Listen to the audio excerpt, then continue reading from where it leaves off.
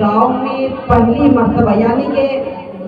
ہمارے باپ داداؤں کے زمانہ سے لے کر کے اب تک کے جتنے لوگ بھی آئے ہیں ان میں سے سب سے پہلی مرتبہ قرآن پاک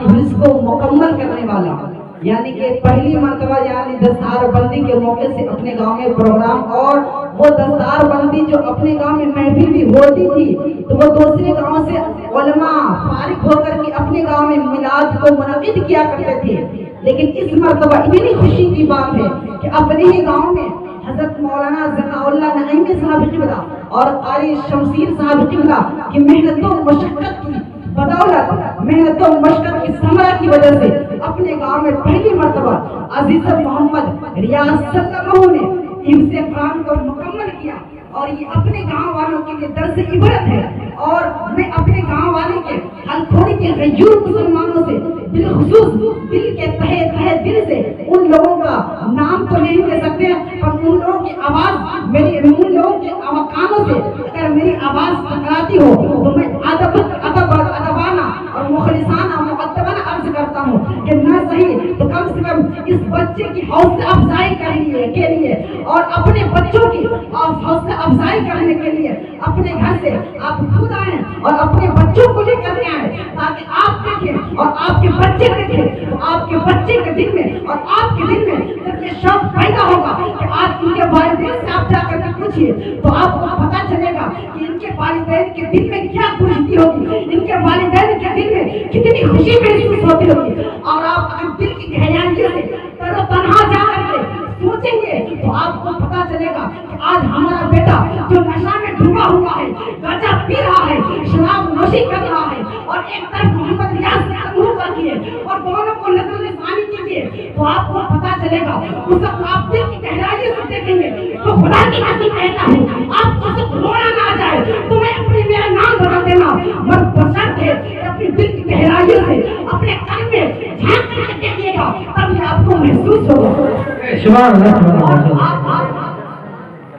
آپ یہ سوچا کیجیے صرف یہ نہیں بچہ پیدا کرنا یہ کمال کی بات نہیں ہے بلکہ بچہ پیدا کر کے اس کو صحیح تربیت دیا جائے۔ جب بچے کو صحیح تربیت دیں گے تو آگے یہ فیوچر کے لیے وہ آپ کے لیے کام آئیں گے۔ آج کل دیکھا جائے معاشرے میں دیکھا جائے تو مدرسے میں دیکھیں گے اور اسکول کا جائزہ لیجیے تو دیکھیے مدرسے میں جتنی سہولیتیں ہیں، مدرسے میں جتنے کم خرچے ہیں اس سے زیادہ اسکول اور کالج کا خرچہ ہے، لیکن پھر بھی لوگ مدرسے کی طرف بچے کو نہیں بھیجتے ہیں، اسکول اور کالج کی طرف بچوں کو اور بچے کو سجا کر کے بھیجتے ہیں۔ مگر میرے قوم کے مسلمانوں یہ بچے جو آپ اسکول کی طرف اپنے بچے کو بھیج رہے ہیں یہ بچے آپ کی مغفرت نہیں کرانے والے ہیں۔ یہ دنیا میں آپ کے نام کو روشن کر سکتے ہیں لیکن جب میدان قیامت میں آپ جائیں گے، آپ دنیا سے چلے جائیں گے، اس وقت آپ کے بچے آپ کے قبر پر جا کر کے بھاگنا بھی نہیں کر سکتے، اس وقت آپ محتاج رہیں گے،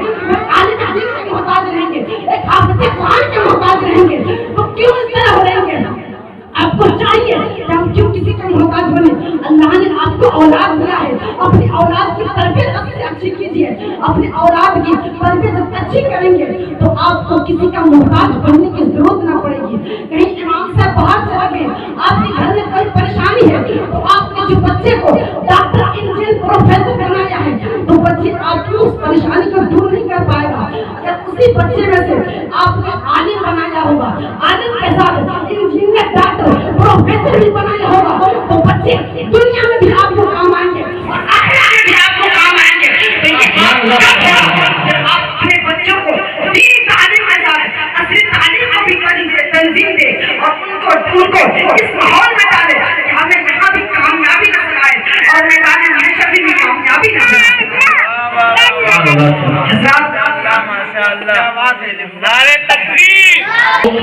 اچھی لگی ہے تو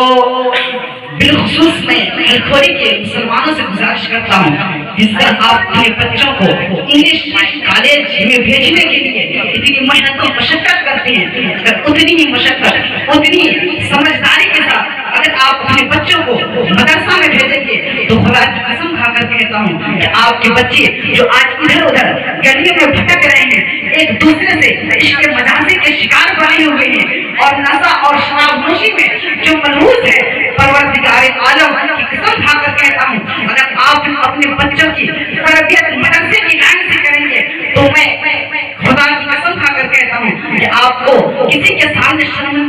का, एक शर्मिंदगी होने का मौका नहीं मिलेगा। इसलिए मैं आप लोगों से यही कहूँगा कि आप अपने बच्चों की तालीम और तरबियत पर सही से अपने बच्चों की तालीम और तरबियत का भरपूर तकाजा करें। और रमजान का मौका चल रहा है, रमजान के बाद शव्वाल जब मदरसे खुलेंगे तो आप अपने बच्चों को, अब ऐसा नहीं है कि मदरसे में सिर्फ उर्दू ही पढ़ाई जाती है, उर्दू के साथ साथ हर मदरसे में इंग्लिश भी पढ़ाई जाती है, तो आप अपने बच्चों को इंग्लिश भी पढ़ाइए, उर्दू भी पढ़ाइए। ऐसा नहीं कि सिर्फ इंग्लिश ही पढ़ाएं, इंग्लिश अगर पढ़ाएंगे तो आप दुनिया में तो कुछ नाम कमा लेंगे, कुछ पैसे कमा लेंगे, तो परवरदिगार आलम के आप शक्ल सूरत दिखाने के लायक नहीं रहेंगे। इसलिए आप अपने बच्चों को असली तालीम और दीनी तालीम भी दिलाएं। मैं अपने मौजू जो उठाया था इन्ना दीन इंदल्लाहिल इस्लाम, कि बेशक अल्लाह तबारक व तआला के नजदीक सबसे पसंदीदा दिन मजहब इस्लाम है। ये मजहब वो मजहब है जो अल्लाह तबारक व तआला का पसंदीदा मजहब और आफाकी और हर परेशानियों से महफूज करने वाला मजहब है। ये वो मजहब है जिसमें दीनी दुनियावी समाजी माशी हर मसाइल का हल मौजूद है। मजहब इस्लाम का मकसद ये है कि इंसान के दिलों से दर्द गुबार के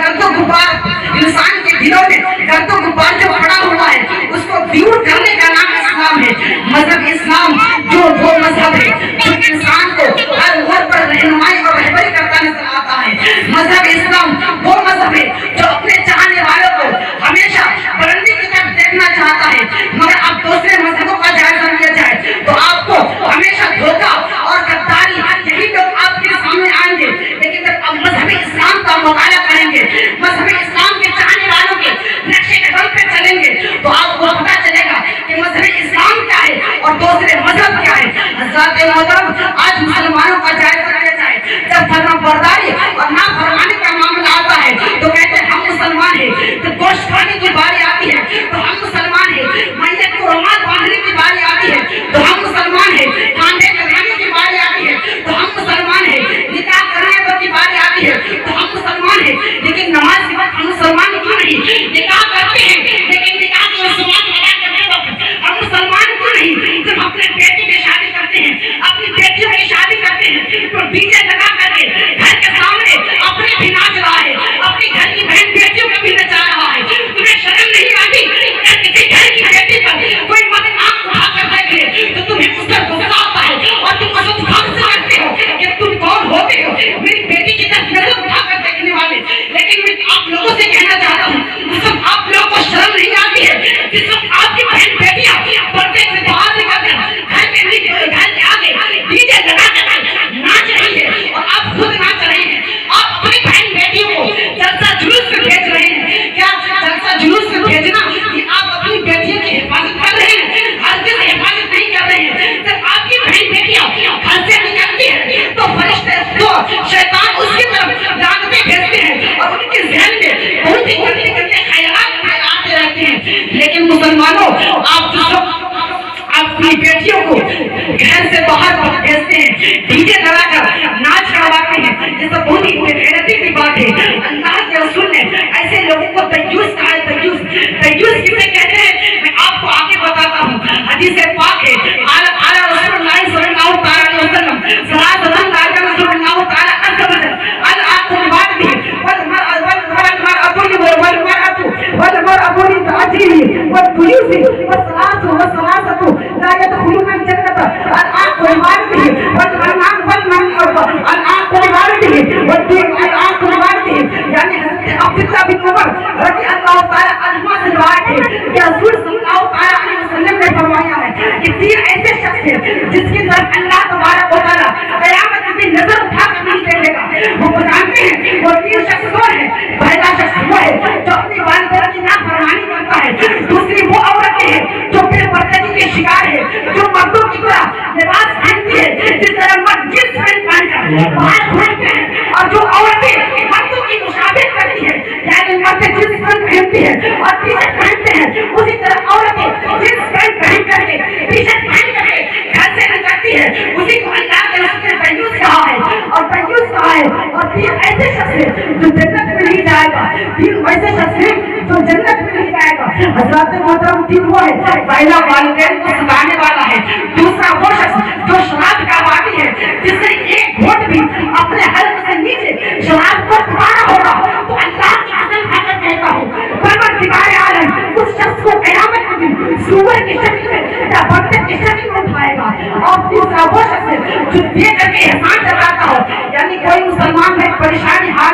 اور اس کو اس پریشانی میں پیسے دے کر کے کچھ اپنی ساتھ دے کر کے پھر اس پریشانی سے وہ دور ہو گیا، پھر بعد میں اس کو کھانا دیتا ہو کہ میں نے تم کو اس کام کے ساتھ دیا تھا، اسی کو اللہ کیسی نے دیوس کہا ہے اور یہ اب جنت میں نہیں جائے گا۔ تو میں آپ کو کہنا چاہتا ہوں کہ دیوس کسے کہتے ہیں، دیوس کسے کہتے ہیں؟